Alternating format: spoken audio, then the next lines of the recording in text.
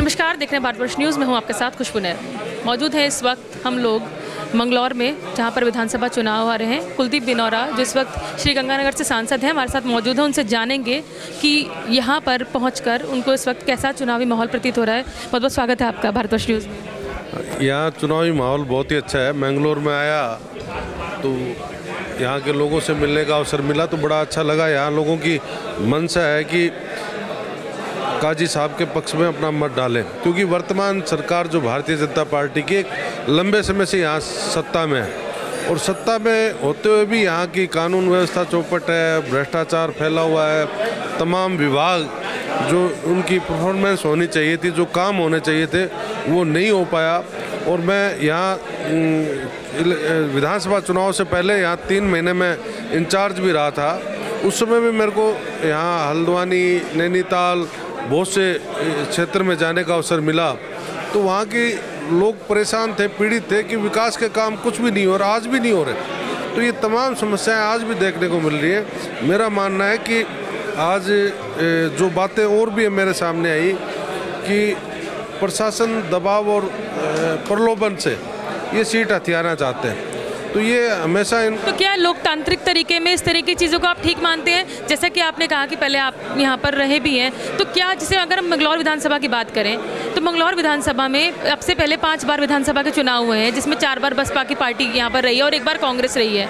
तो क्या आपको लगता है कि इस वक्त स्थिति है, निष्पक्ष चुनाव ना होके कहीं ऐसा तो नहीं कि कांग्रेस को हार का डर सता रहा है और वो इसमें बार बार ये कि निष्पक्ष चुनाव ना होने का हवाला दे रही है? नहीं, हार की तो कोई परिस्थिति अलग ही नहीं रही, क्योंकि हमें इसीलिए डर है कि हम जीत रहे हैं, हमारी परिस्थितियाँ हमारे अनुकूल हैं। और एक उम्मीदवार आप ही देखिए, एक बाहर से आयात किया उम्मीदवार लाकर चुनाव लड़ाया जाता है और उसकी पृष्ठभूमि आप देख लीजिए। खनन कार्य यहाँ उत्तराखंड में चलता है और खनन से जुड़े हुए व्यक्ति को लाया जाता है जो आर्थिक रूप से। तो आपको क्या लगता है जनता जो है वो क्या सोचकर मतदान करेगी? क्योंकि एक जब मतदान करने के लिए जाते हैं तो कहीं ना कहीं लोगों को लगता है कि त्रिकोणीय मुकाबला है। जनता को क्या सोचकर मत देना चाहिए? देखिए, जनता इस बार जिस तरीके से पूरे देश का परिदृश्य सामने आया है, आज इंडिया गठबंधन जिस प्रकार से हमने सीटें हासिल की है, उससे साफ दिखाई दे रहा है लोकतंत्र को बचाने के लिए, संविधान को बचाने के लिए और शोषित वर्ग और जो पीड़ित वर्ग है उनकी समस्याएं आज वैसे के वैसे। उन तमाम लोग ये मानते हैं कि हमें कांग्रेस के पक्ष में, इंडिया गठबंधन के पक्ष में जाना चाहिए और मेरा मानना है कि वो हमारे पक्ष में जाएंगे। तो आप इंडिया गठबंधन की बात कर रहे हैं, अगर हम यहाँ बात प्रत्याशी की करें, काजी निजामुद्दीन, तो आप उनको क्या देखते हैं कि लोग एक तो पार्टी में विश्वास करेंगे, दूसरा कैंडिडेट से भी बहुत इफेक्ट पड़ता है। जैसा कि आपने कहा कि भाजपा का जो प्रत्याशी है आप बाहरी उसको बता रहे हैं, तो क्या लगता है कि लोग दोनों ही तरीके से जाएंगे या क्या सोच रहे हैं? नहीं, देखो, काजी निजामुद्दीन जी की एक पारिवारिक पृष्ठभूमि है। उनके परिवार के लोग पहले विधायक रहे हैं और जिम्मेवार पदों पर रहे हैं। काजी निजामुद्दीन जी खुद एक राष्ट्रीय स्तर के नेता हैं, जो अपने आप में एक बहुत बड़ी बात है।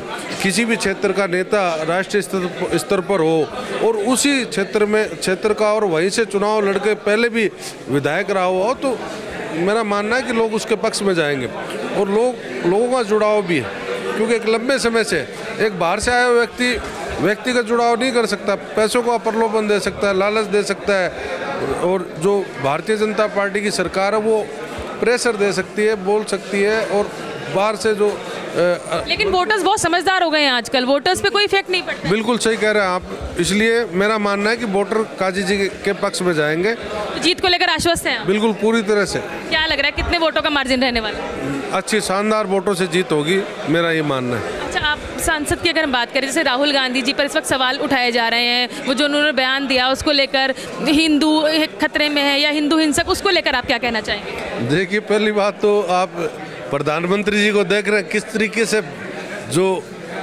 लोकसभा में बोले हैं कि एक बच्चा था, वो इस तरीके से साइकिल गिर गई, स्कूल में टीचर ने उसको क्या नाम डांटा। तो ये इस तरह की जो बातें जो बोली हैं वो सब देश की जनता देख रही है। बात हिंदू की उन्होंने कही, राहुल गांधी जी पे इस बात का लेके भी आरोप लगा, लेकिन राहुल जी ने एक ही बात कही है कि सिर्फ बीजेपी के होने से हिंदू नहीं है। हिंदू वो है जो हिंसा नहीं करता, अहिंसा में विश्वास करता है, लोगों की मदद करता है, लोगों का काम करता है, जो भेदभाव नहीं करता, जो धर्मों में बांटता नहीं। तो इसलिए कोई आज मैं हूँ तो मैं हिंदू हूँ, इसका मतलब ये नहीं कि मैं बीजेपी में हूँ तो हिंदू हूँ। तो ये आज लोगों ने इस बात का संदेश भी दे दिया। और आपने देखा भी होगा, ये राष्ट्र के धर्म के नाम पे जो राजनीति कर रहे हैं उसको करारा जवाब अयोध्या से ही मिल गया, जहाँ इनकी बीजेपी का उम्मीदवार बुरी तरह से हारा है और वहाँ से सपा का उम्मीदवार। आपको लग रहा है कि इन चुनाव में जो उपचुनाव हो रहे हैं या आने वाले जो निकाय चुनाव हैं या और भी जो, क्या इस पर और भी इफेक्ट पड़ने वाला है या कांग्रेस पार्टी और उभर कर निकल कर आएगी? बिल्कुल बदलाव होगा, लोगों ने मन बना रखा है बदलाव। आप यूपी में देख लीजिए ना भाई, अयोध्या मंदिर के नाम पे ये और राष्ट्र उसके धर्म के नाम पे ये वोट लेना चाह रहे थे, उसका करारा जवाब दिया है। आज वहाँ इंडिया गठबंधन शानदार ऐतिहासिक जीत लेकर आई है और अब इनको भय सता रहा है कि कहीं हमारा हाथ से यूपी चला नहीं जा रहा। और ये तय है कि यूपी में अब की बार राहुल जी और अखिलेश जी मिलकर एक वहाँ निश्चित तौर पर सरकार बनाएंगे। और आपको लग रहा है विधानसभा चुनाव यूपी में गठबंधन से ही होगा?